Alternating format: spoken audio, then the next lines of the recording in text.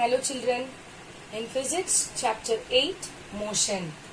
Now the chapters coverage describing motion, motion along straight line, uniform motion and non-uniform motion, speed with direction, rate of change of velocity, graphical representation and the equations, uniform circular motion.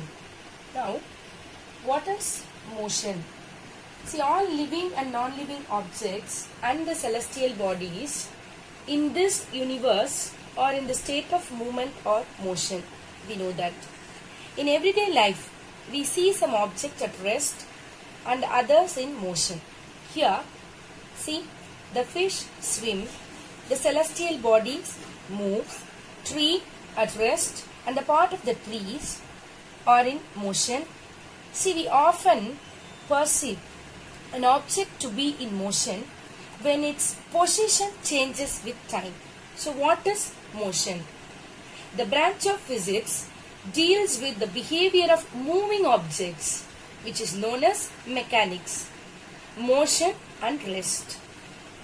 When we are talking about the motion, we must tell about rest also. Now the definitions we can see. What is motion?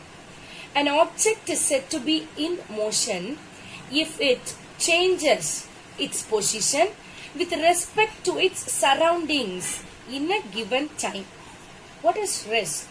An object is said to be at rest if it does not change its position with respect to its surroundings. The motion which is relative in nature. How it relatives in nature, we can see through some examples. See, an object may be appear to be moving to one person and the same object may appear to be at rest to another person. How? How, ma'am? See, through for example, we can see when a bus is moving on a road. For the first case, the roadside trees or appear to be moving backward to the passengers. The second case, we can take a person which is standing on the road.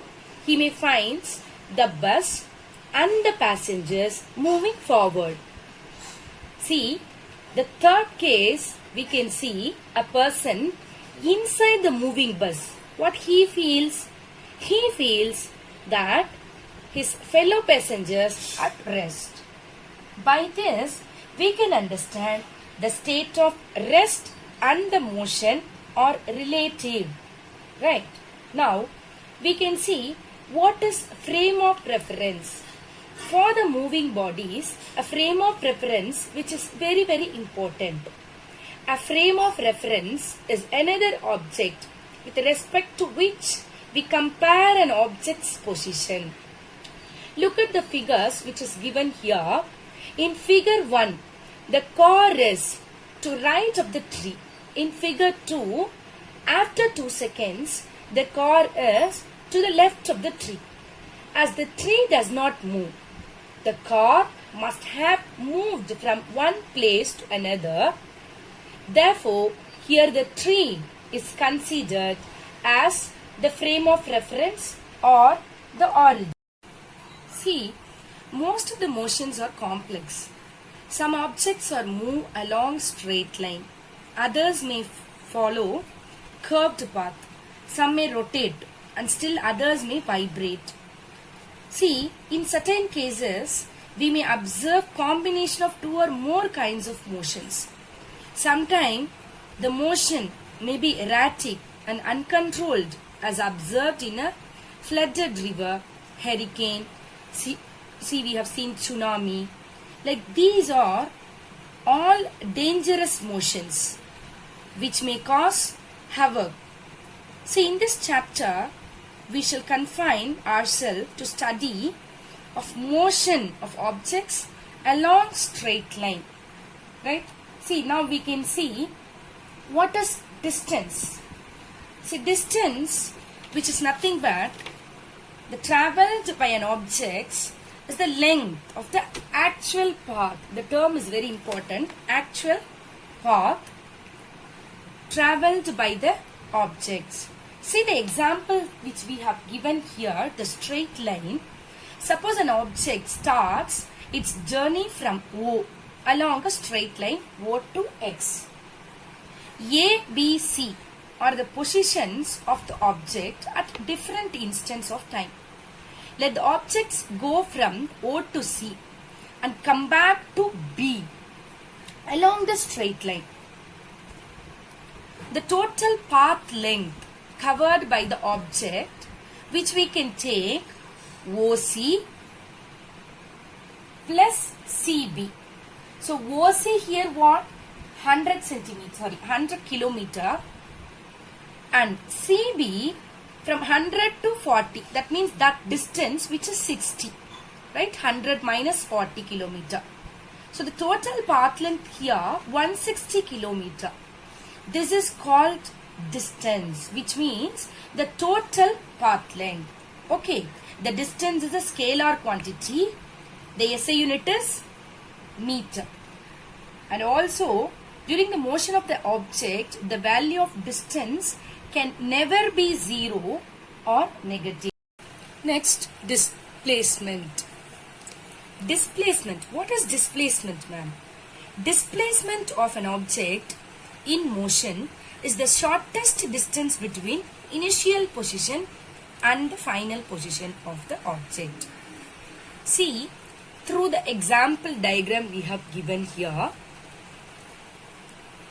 that suppose an object starts from O and travels 5 km towards east, represented by OA, and 5 kilometers towards north, that is represented by AB, and 10 kilometers towards west, right, that is BC. The distance travelled by the objects from O to C is what? We have to take the total path length. That means OA plus AB plus BC. That is nothing but 5 kilometer plus 5 kilometer plus 10 kilometer, which is equal to 20 kilometer. But what is displacement? Displacement, which is nothing but the shortest distance between the 2 points. So we have to take from O to C. Any shortest distance you have to take. So the O to C, which we have take this O to this center line, that is the AB to the parallel line here, and BC half of the line, right?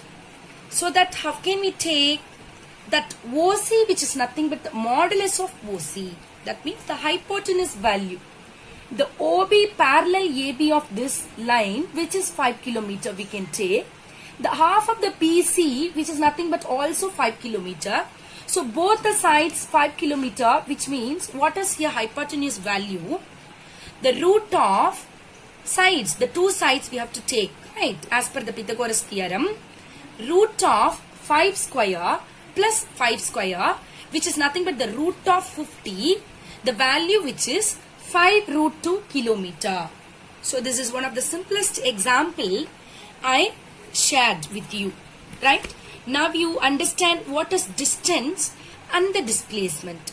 See, through the difference, by we are seeing here the distinction between distance and the displacement, you can understand more clarified distance and displacement. See, distance, which is the scalar quantity, that means only magnitude. The magnitude only we are going to see. But displacement is a vector quantity. It's having both the magnitude as well as the direction. See, both the distance and the displacement unit, SI unit is what? Meter. Okay. The next point, motion never be 0 and negative. Here in the distance. But here in the displacement, it can be positive, 0 or negative. Distance can be any value.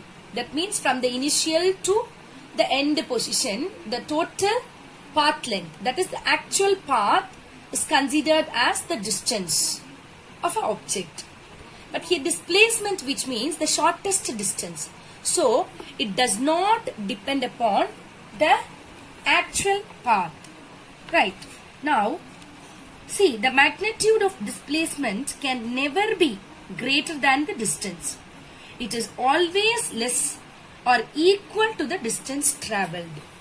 Understand the distance and the displacement, the differences between that two. Okay, all other things we can see in the next session. Thank you, students.